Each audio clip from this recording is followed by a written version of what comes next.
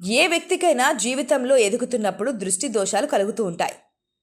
అలాంటి దృష్టి దోషాలు, దిష్టి దోషాలు, నరఘోష, మానసిక వ్యాధులు, సమస్యలు, పిశాచి పీడ, భయాందోళనలు వంటివి తొలగడానికి వారాహిమాత పూజ చాలా విశేషమైనది. సమాజంతో కీర్తి కలగడానికి, గుర్తింపు పొందడానికి, అనుకున్న పనుల యందు విజయాన్ని పొందడానికి వారాహిదేవిని పూజించడం, వారాహి నవరాత్రులు చేయడం వలన సత్ఫలితాలు పొందవచ్చు. ప్రతి సంవత్సరం ఆషాఢ మాసంలో పాడ్యమి నుండి నవమి వరకు 9 రోజుల పాటు శ్రీ వారాహి అమ్మవారి నవరాత్రులు వస్తాయి.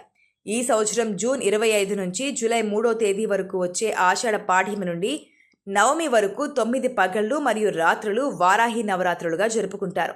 ప్రతిరోజు రోజువారీ హోమం మరియు అభిషేకం నిర్వహిస్తారు. లక్షలాది మంది తమ తమ కోరికల కోసం ఎంతో భక్తి శ్రద్ధలతో నిష్ఠగా ప్రతి ఏటా ఈ పూజ చేస్తారు. ఈ పూజను ప్రతిరోజు సూర్యాస్తమయం అయ్యాక చేయాలి. 26వ తేదీ జూన్ 2025 నుండి 4వ తేదీ జూలై 2025 వరకు ఉంది. ఈ ఏడాది గుప్త నవరాత్రి ఎంతో శక్తివంతమైన కాలంగా వస్తోంది. ఈ ఉత్సవాల్లో పాల్గొనే వారికి శుభం, ఐశ్వర్యం, రక్షణ లభిస్తుందని చెబుతారు. ఇది ఆధ్యాత్మిక అభివృద్ధికి మరియు శుద్ధీకరణకు కూడా సమయం. వారాహి భక్తులు పండుగ సమయంలో తరచుగా ఉపవాసం ఉంటారు మరియు వారు ప్రత్యేక పూజలు మరియు ఆచారాలను కూడా నిర్వహిస్తారు. శ్రీ విద్యా సాంప్రదాయంలో మనకు 4 రకాల నవరాత్రులు ఉన్నాయి. వాటిలో ఆషాఢ మాసంలో వచ్చేది అంటారు వారాహి నవరాత్రి. లలితా త్రిపుర సుందరి సైన్యాధిపతి వారాహిదేవి. లలితాదేవి విల్లు, బాణం నుండి 5 విభిన్న శక్తులు ఉద్భవించాయి. ఆమె ముదురు రంగులో పందిని పోలిన ముఖంతో మహిష మీద కూర్చుంది. అమ్మ 8 చేతులు కలిగి ఉంటుంది. దీని ప్రాముఖ్యత ఏమిటంటే అన్ని కోరికలను తీరుస్తోంది, మన అహాన్ని తొలగిస్తోంది, మనల్ని బాధించే అన్ని చెడులను శిక్షిస్తోంది, అపారమైన రక్షణను అందిస్తోంది. మనం దారి తప్పినప్పుడల్లా ఆమె మన మార్గాన్ని సరిదిద్దడానికి ఎల్లప్పుడూ సిద్ధంగా ఉంటుంది. మన అన్ని లక్ష్యాల వైపు మార్గం సుగమం చేస్తోంది. ఆధ్యాత్మికత, భౌతిక విజయాన్ని సాధించడంలో మనకు సహాయపడుతోంది. అమ్మ వరాహముఖం. ఆమె మన కర్మలను లోతుగా తవ్వి మన విజయాన్ని ప్రభావితం చేసే అన్ని అడ్డంకులను తొలగిస్తోంది. అమ్మ వాహనం మహిష. ఒక వ్యక్తిలో అహం, జడత్వాన్ని సూచిస్తోంది. అమ్మ మహిషాస్వారీ చేయడం వెనుక మనలో మార్పును తీసుకువచ్చే గొప్ప లీల దాగి ఉంది.